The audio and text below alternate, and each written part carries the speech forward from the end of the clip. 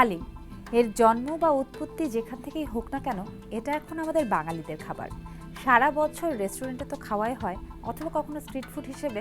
কিন্তু যখন রোজার দিন আসে, তখন ইফতারের অনুষঙ্গ হিসেবে হালিম ছাড়া যেন ভাবাই যায় না। আইগ্যাস ইউনাইটেড ঝটপট ইফতারে সবাইকে স্বাগত জানাচ্ছি। আমি তাসনুভা মোহনা। আজকের পর্বে আজকে রান্না করা হবে হালিম, তবে চটজলদি। আর এই রান্নাটা আমাদেরকে করে দেখাবেন আমাদের সেলিব্রিটি শেফ কাকলি কলি। কেমন আছেন কলি? আমি খুব ভালো আছি। আর এই মুহূর্তে তো আমাদের ভালো থাকারই কথা, কারণ তুমি আমি একই সঙ্গে আছি এবং খুব সুন্দর লাগছে। এই কালারটা আপনাকে অনেক স্যুট করেছে। থ্যাংক ইউ, তোমাকে অনেক ভালো লাগছে। আফটার অল আমরা মেয়ে তো, রান্না বান্নায় থাকি বা যেখানে থাকি না কেন, সাজ পোশাকের প্রশংসাটা একটুখানি করতেই হয়, ভালো লাগে। তো চলেন এবারে রান্নার প্রিপারেশনে চলে আসি। হালিমের জন্য আজ আমরা মানে ঝটপট হালিম। হ্যাঁ, ঝটপট। আমি বলে নিচ্ছি দর্শক যে অনেকেই মনে করেন হালিম কিভাবে করব, কত সময় লাগবে, কি কি উপকরণ লাগবে, বাট আজকে দেখেন আমরা খুব চটজলদি এবং অল্প কিছু উপকরণ দিয়ে কিন্তু করব খুব সহজভাবে আমাদের আজকের হালিম। আমি এখানে হালিমের জন্য আমরা একদম হালিমের মিক্সচারটা নিয়ে নিয়েছি। এখানে আপনাদের পছন্দ মতো কিন্তু ডালের মিক্সচারটা নেওয়া যায়, যার যেরকম ভালো লাগে। আর আজকে আমি হালিমটা করব চিকেন দিয়ে। এখানে চিকেনের আমি হচ্ছে সব কিছু মিলিয়েই পার্ট, হাড়ও আছে, কিছু বোনলেস চিকেন আছে, সব কিছু মিলিয়ে হয় না যে দেখা যাচ্ছে যে হালিম খাওয়ার সময় কেউ হয়তো একটু হাড় খেতে পছন্দ করে, কেউ হয়তো একটু বোনলেস, সেই জন্য আমি মিলিয়ে নিয়েছি। রয়েছে পেঁয়াজ বেরেস্তা, ধনেপাতা কুচি, পেঁয়াজ কুচি, একটু আদা কুচি রয়েছে। আর এখানে রয়েছে হালিমের মিক্সড মশলাটা, একটু হচ্ছে লাল মরিচ গুঁড়ো, কাঁচামরিচ কুচি, আর হচ্ছে আদা রসুন পেস্ট, যেটা না হলেই নয়, লবণ, আর লাগবে তেল। হচ্ছে রান্নার প্রসেসে চলে যাই। আমরা প্রসেসে চলে যাই। প্রথমে আমি যেটা করব, আমি একটু গরম পানি নিয়ে নিচ্ছি এখানে। হ্যাঁ, আচ্ছা, গরম পানি এখানে যে পরিমাণ আছে, আমি এখানে 1 গ্লাস পরিমাণ গরম পানি দিয়ে একটু মিশিয়ে নিব।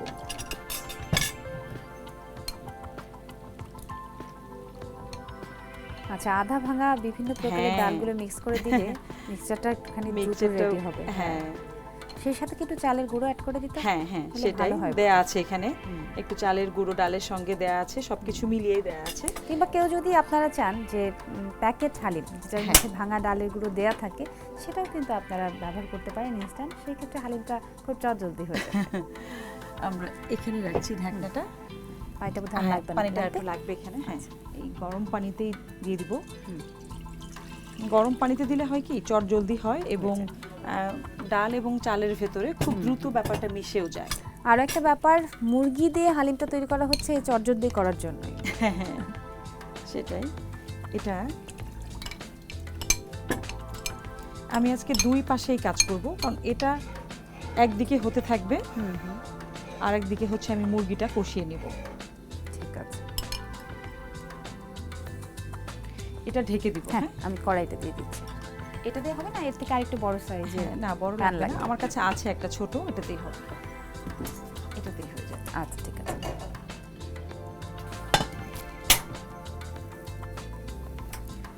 এটা হচ্ছে আমরা মানে চাল ডালের মিশ্রণটা আমরা দিয়ে দিয়েছি এখানে। এই পাশে যেটা করব, সময়টা আমরা একই সঙ্গে কাজে লাগাবো। আমরা যেটা করব, এদিকে আরেকটা প্যান বসিয়ে দিয়েছি, আমি তেল দিয়ে দিচ্ছি এখানে, চিকেনটাকে কষিয়ে নেব। তেল দিয়ে দিচ্ছি 2 টেবিল স্পুন, খুব বেশি তেল দিব না। আচ্ছা, আমি এখানে দিয়ে দিব এখন পেঁয়াজ কুচিটা। যেহেতু ডালের মিক্সচার, আমাকে এটা কিন্তু ফলো করতে হবে, লেগে যাচ্ছে কিনা এই ব্যাপারটা মাথায় রাখতে হবে, নাহলে কিন্তু তাহলে এই হেল্পটা আমি তোমাকে করে দিচ্ছি। হ্যাঁ, শিওর। আমি ডালের মিক্সচারটা যেন দলা পাকিয়ে না যায়, সেটার জন্য আমি এখানে কাজ করে দিচ্ছি। আমরা পেঁয়াজটা দিয়ে দিই। হ্যাঁ, মুরগিটা করে ফেলো। তুমি এটা না, আমি এটা দিয়ে দিই। হ্যাঁ,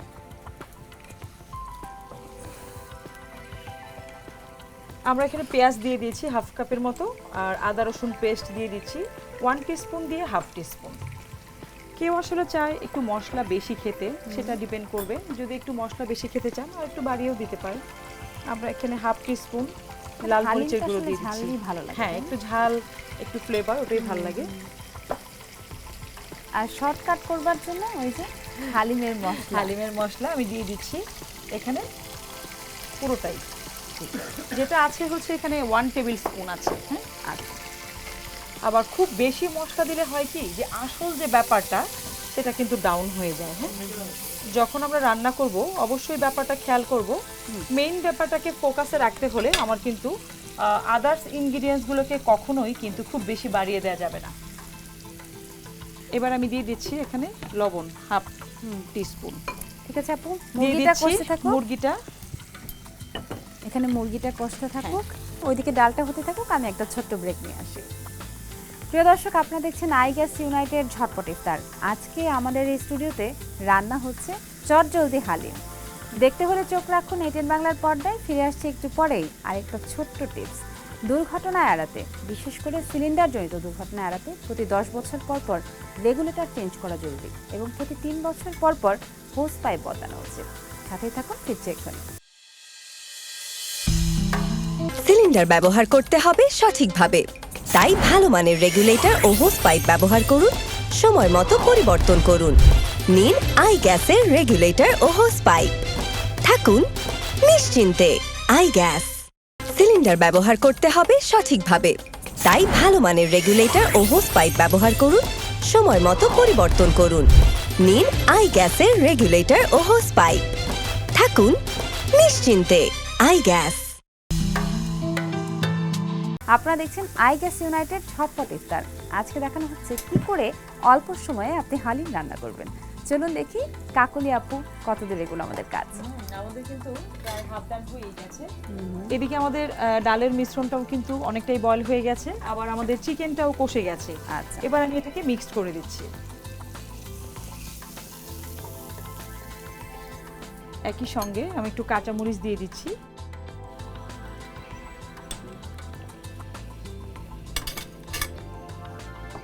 ধনেপাতা কুচিটা একটু দিয়েছিলাম আর একটু দিয়ে দিলাম। মানে মুরগিতে একবার দেবো একটু ফ্লেভারের জন্য, আবার আমরা হালিমে শেষে। হ্যাঁ, হালিমে আসলে ধনেপাতাটা বেশ ভালোই লাগে খেতে। মোটামুটি আমাদের হাফ ডান হয়ে গেছে, আর 2 মিনিট পরেই কিন্তু আমাদের হালিমটা একদমই রেডি হয়ে যাবে আর কি। ঠিক আছে, চল আমরা 2 মিনিট অপেক্ষা করি। তো হয়ে গেল আমাদের ঝটপট, 2 মিনিট শেষ, হালিম ওইদিকে রেডি। একদমই হালিম রেডি, কারণ ফ্লেভারটা খুব ভালো এসেছে। ভালো এসেছে। আমার একদম ঘন ঘন একটা ব্যাপার যেরকম চাচ্ছিলাম আর কি। হালিমের টেক্সচারটা মূলত এরকমই হয়, তো আমি এই অবস্থাতেই নামিয়ে নিব। হ্যাঁ, মানে একেবারে ঘনও না আবার একেবারে পাতলাও না, মাঝামাঝি একটা টেক্সচার। হ্যাঁ, সেটাই। অফ করে দিলাম। আমি সব সময় যে কথাটা বলি সেটা হচ্ছে কালার এবং দেখতে কেমন। তো কলি আপুর রান্নার সবথেকে আমি যে বিষয়টার ফ্যান সেটা হচ্ছে রান্না দেখতে খুব সুন্দর। যেটা করব, হালিমে আসলে আমাদের যেভাবে আমরা একটু সার্ভ করি, একটু আদা কুচি থাকবে। এটা যদি কারো হাতে একটু সময় থাকে তাহলে আদাটা ভেজেও আপনারা সার্ভ করতে পারেন। হ্যাঁ, আমরা পেঁয়াজ বেরেস্তাটা দিব। বাহ, একদম রেস্টুরেন্টের মতো লাগছে দেখতে। মানে যেই খাবারের সঙ্গে যেটা যায়, হ্যাঁ, যে এমন কিছু খাবারটাকে দিয়ে ইয়ে করব না যে যেটার সঙ্গে যেটা যায় না, অবশ্যই মানে বুঝে আমরা সেটাই দিব। আর হচ্ছে লেমন স্লাইস যাবে।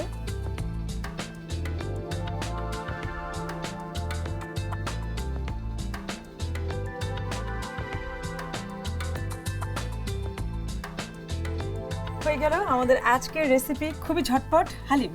ওয়াও, ঝটপট মুরগির হালিম, সেটাই দারুণ একটা ব্যাপার। আপনারা ইফতারেতে যদি হালিম খেতে চান তাহলে এরকম ঝটপট একটা মুরগির হালিম যে কোনো সময় রান্না করে ফেলতে পারেন। সেটা যদি এমনও হয় যে ইফতারের মাত্র আধ ঘন্টা রয়েছে, তবুও সম্ভব। দেখে নিলেন তো রেসিপিটি, এবারে চলুন উপকরণগুলো দেখিয়ে দিই আরেকবার।